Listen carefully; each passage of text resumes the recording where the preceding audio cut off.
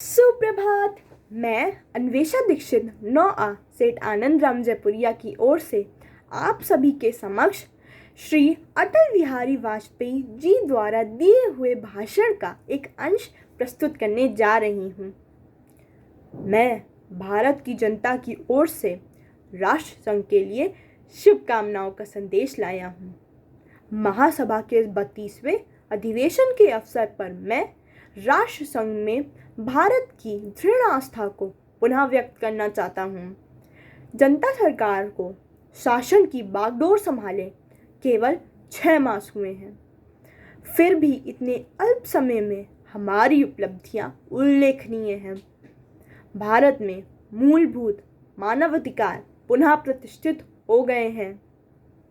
ऐसे ऐसे संवैधानिक कदम उठाए जा रहे हैं जिनसे ये सुनिश्चित किया जाए कि भारत में लोकतंत्र और बुनियादी आज़ादी का अब फिर कभी हनन नहीं होगा।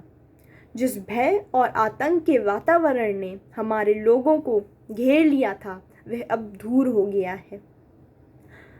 अध्यक्ष महोदय, वसुधैव कुटुंबकम की परिकल्पना बहुत पुरानी है।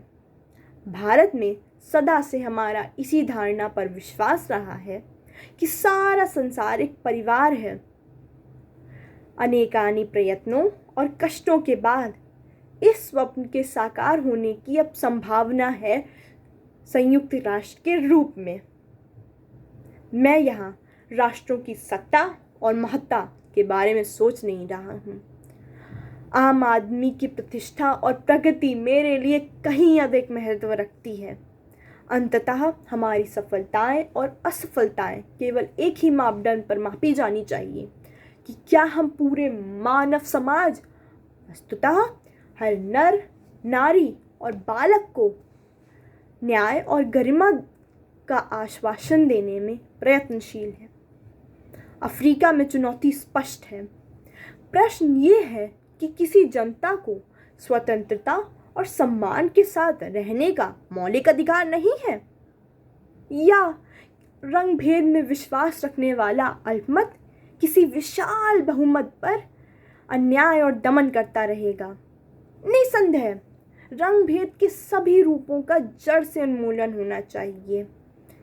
हाल में इजराइल ने वेस्ट बैंक और गाजा में नई बस्तियां बसाकर अधिकृत क्षेत्रों में जनसंख्या परिवर्तन का जो प्रयत्न किया है, संयुक्त राष्ट्र को उसे पूर्णतः रद्द कर देना चाहिए। यदि इन समस्याओं का संतोषजनक और शीघ्र ही समाधान नहीं हुआ तो इसके दुष्परिणाम इस क्षेत्र के बाहर भी फैल सकते हैं। ये अति आवश्यक है कि जिनेवा सम्मेलन का शीघ्र ही पुनः आयोजन किया जाए और उसमें पीएलओ को प्रतिनिधित्व दिया जाए। अध्यक्ष महोदय, भारत सभी देशों से मैत्री चाहता है और किसी पर भी प्रभुत्व स्थापित नहीं करना चाहता। भारत ना तो आणविक शस्त्र शक्ति है और ना ही बनना चाहता है। भारत सभी से मैत्री चाहता है। धन्यवाद।